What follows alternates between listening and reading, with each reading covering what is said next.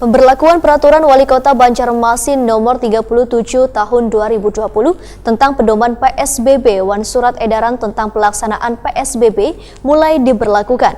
Diperpanjang pembatasan sosial berskala besar hingga 21 Mei 2020 mendatang, pasar Wantoko yang menjual bukan kebutuhan pangan pun akan ditutup.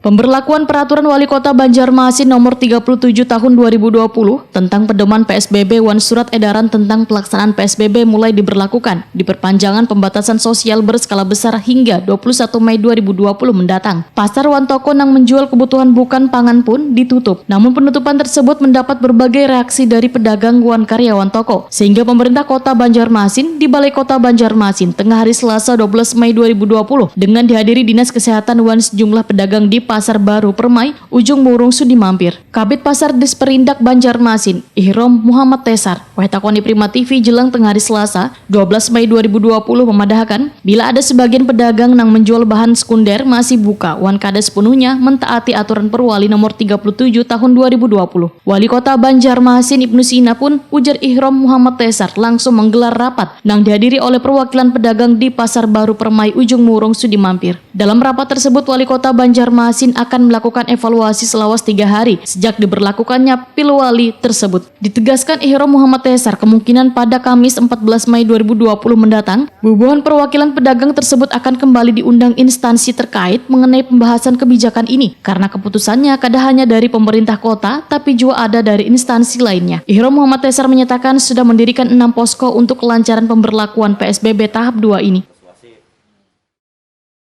Kalau melihat hari ini situasi pasarnya kayak apa? Situasi pasar memang ada yang buka, ada yang masih buka juga walaupun tidak terlalu banyak, dan banyak juga yang tutup.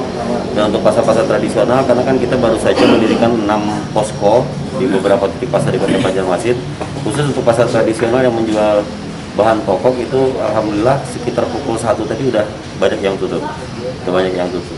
Harapannya untuk para pedagang sikapnya seperti apa? Harapan kita untuk para pedagang sementara ini, karena memang sudah ditetapkan Peraturan Wali Kota Nomor 37 Tahun 2020, kita berharap semua pedagang bisa menerima ini dengan kerelaan hati dalam rangka mencegah atau bahkan memutus mata rantai penyebaran COVID-19 di Kota Banjarmasin.